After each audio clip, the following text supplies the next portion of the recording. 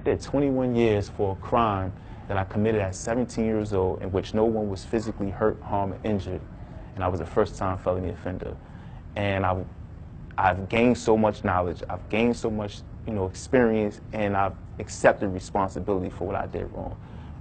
What other reason is there to keep me in prison?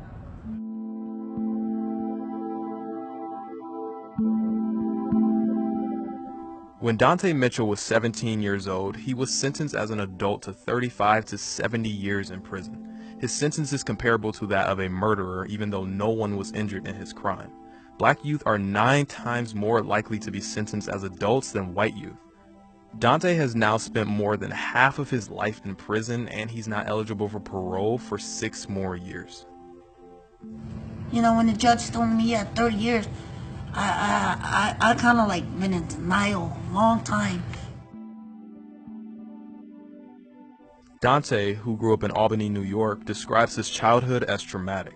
He witnessed abuse, his father wasn't around, and his mother was addicted to drugs.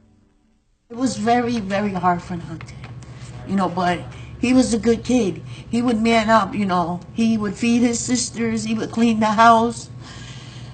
He just did a lot more than a young child should have to do.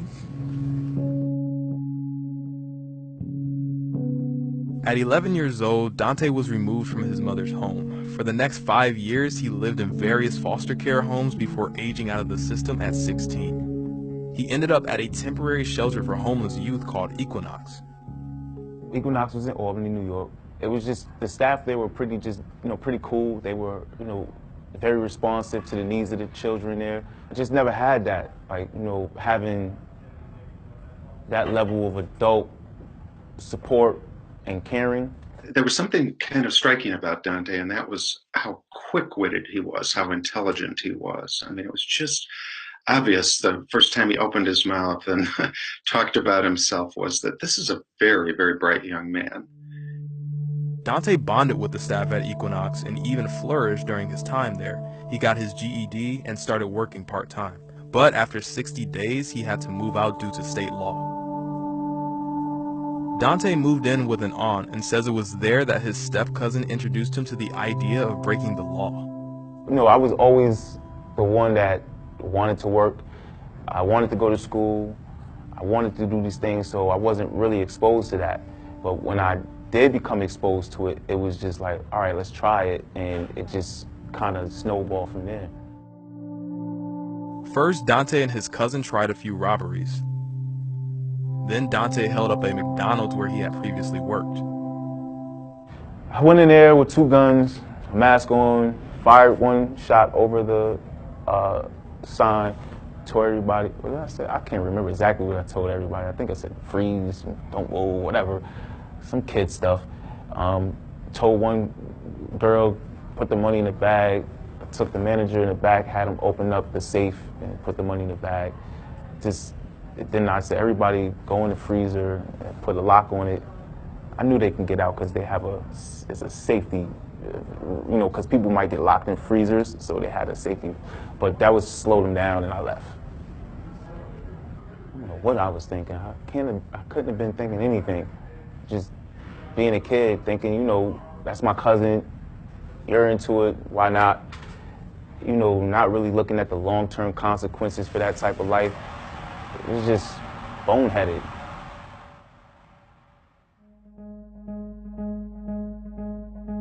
Despite being 17 and a first-time felony offender, Donte was charged as an adult and received the maximum sentence of 35 to 70 years, which was reduced to 25 to 50 due to state sentencing laws.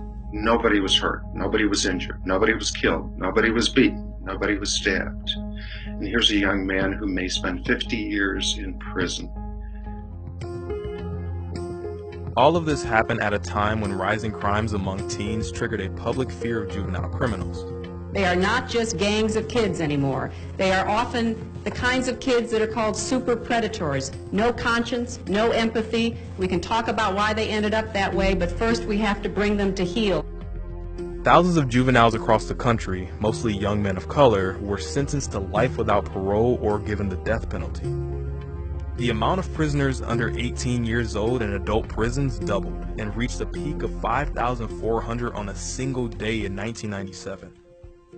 We take people who do violent things because something violent has been done to them or they've lived in some place where violence is part of life, and we put them in a place to modify that behavior that runs on violence. You can't survive unless you know deeply the power of violence.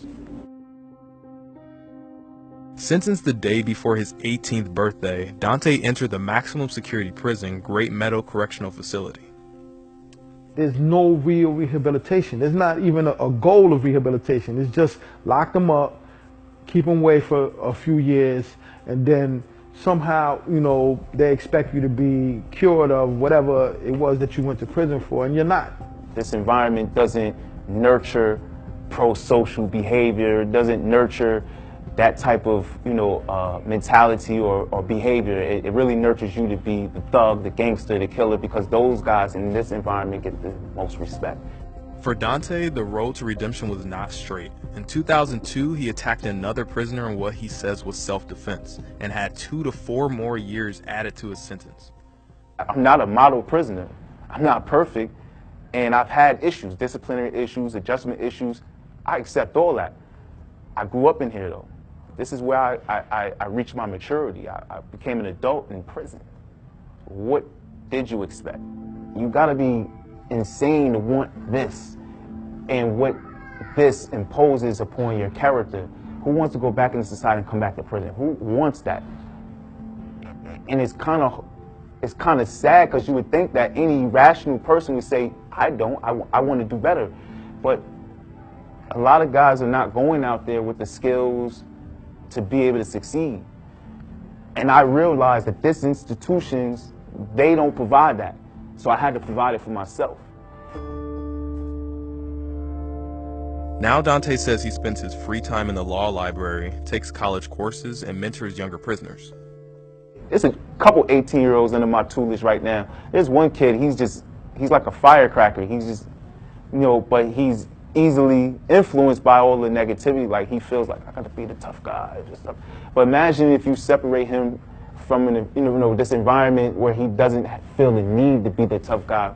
What would he do then? What could he aspire to? Because he's a very, pretty bright, intelligent kid.